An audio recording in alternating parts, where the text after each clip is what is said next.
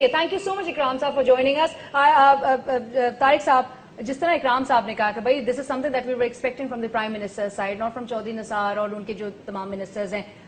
Prime Minister जो कि he takes part in the oath taking ceremony of Modi साहब, क्या आप एक्सपेक्ट करते हैं कि गोइंग फॉरवर्ड कुछ पाकिस्तानी साइड से प्राइम मिनिस्टर की तरफ से कुछ ऐसे बयानात आएंगे जिसमें वाकई में मोदी साहब की जो स्टेटमेंट आई है उसको एड्रेस किया जाए प्रॉपरली? देखिए, जो वजीर आज़म पाकिस्तान का मसला है, अगर आप वो बस डिप्लोमेसी की तरफ जाए ना, जो शुरू हुई थी इनके पिछले दौरे हुकूमत में, जिसमें उनके पिछले वजीर आज़म तशरीफ लाए थे लाहौर, उससे अगर आप और अभी इलेक्शन से पहले एक बयान दिया था मियाँ साहब ने, चलिए मैं उसका जिक्र करता हूँ. उन्होंने बराह रास्त अफवाज पाकिस्तान की तरफ फिंगर पॉइंटिंग करते हुए इस तरह कहा था, नाम लिए बगैर, कि लगा वाजपेयी साहब ने तो पाकिस्तान को इज्जत दी थी, आपको इज्जत रास नहीं आई थी. This is how he dramatised. उसके बाद अभी चंद दिन हुए जिसका कोई मौका नहीं था, मौसूफ ने कहा कि तमाम जंगें जो हैं वो मार्शल के दौर में हुई है, जो तारीखी तौर पे गलत है. कायदे आजम मार्शल की ना तो पैदावार थे, ना वो खुद मार्शल एडमिनिस्ट्रेटर थे. उन्हीं के दौर में कश्मीर का झगड़ा शुरू हुआ था. तो उनको कई बातों का इल्म नहीं, लेकिन उनकी जो अपनी फिलॉसफी है कि हिंदुस्तान के साथ ये जो दरमियान में एक लकीर है, जिसका उन्होंने अपने पिछले दौरे हुकूमत में जिक्र भी किया था और टेलीविजन पे चल रही है, हो सकता है उनका दिल में कोई और मतलब हो, लेकिन जो लफ्ज थे वो ये थे, ये लकीर है, हम लोग एक हैं. अच्छा, हिंदू अक्सरियती इंडिया जो है वो आपके साथ मुत्तफिक नहीं है मियाँ के साथ, लेकिन मियाँ साहब अपने दिल में कहीं इस बात से मुत्तफिक हैं कि ये लोग वो हैं जिनके साथ हमें काम करना चाहिए.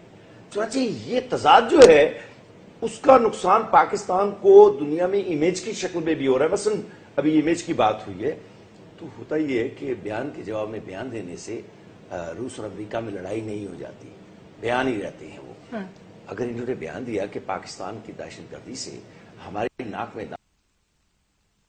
बयान दिया, 71 के वाक़े को छोड़ दे, तो आप उसके जवाब में ये कहिए कि असल में बलूचिस्तान में और कबायली इलाकों में भारतीय दहशतगर्दी से हमारी नाक में भी दम आया हुआ है. और ये कहने के बाद इस वक्त पाकिस्तान में सारे टेलीविजन स्टेशनों पे गुफ्तगू नहीं हो रही होती जो इस वक्त हो रही है, क्योंकि जवाब ही कोई नहीं आता. उन्होंने ये कहा कि बड़ी गैर दानिशमंदाना सी पॉलिसी है उधर के हुक्मरानों की.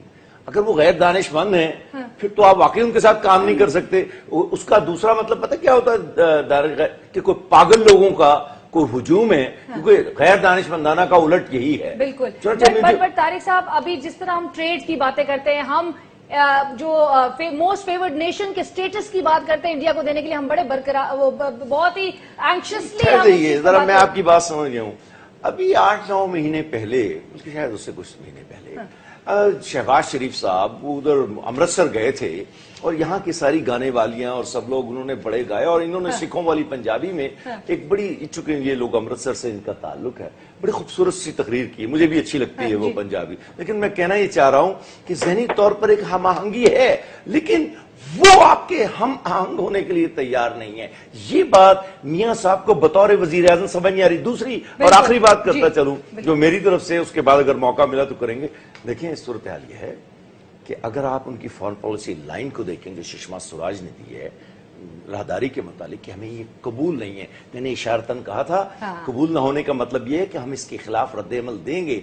इशारतन सहगल साहब ने भी कहा, ये जो 13,000 लोगों की फोर्स इंटेलिजेंस की इंफॉर्मेशन की बुनियाद पे बन रही है, इसका मतलब ये है कि कोई खदशा कहीं जरूर है कि यहाँ डिसरप्शन करने की वो कोशिश करेंगे, और डिसरप्शन जंग नहीं होती. But like General Saab said, we should not be paying heed to all these statements. और जिस तरह से उनके एंड से जिस तरह की प्रोवोकिंग चीजें आएंगी राहदारी को ही लेके, जिस तरह का वावेला मचाया हुआ है, उस चीज में पाकिस्तान को इफेक्ट नहीं होना चाहिए. Thank you so much for joining.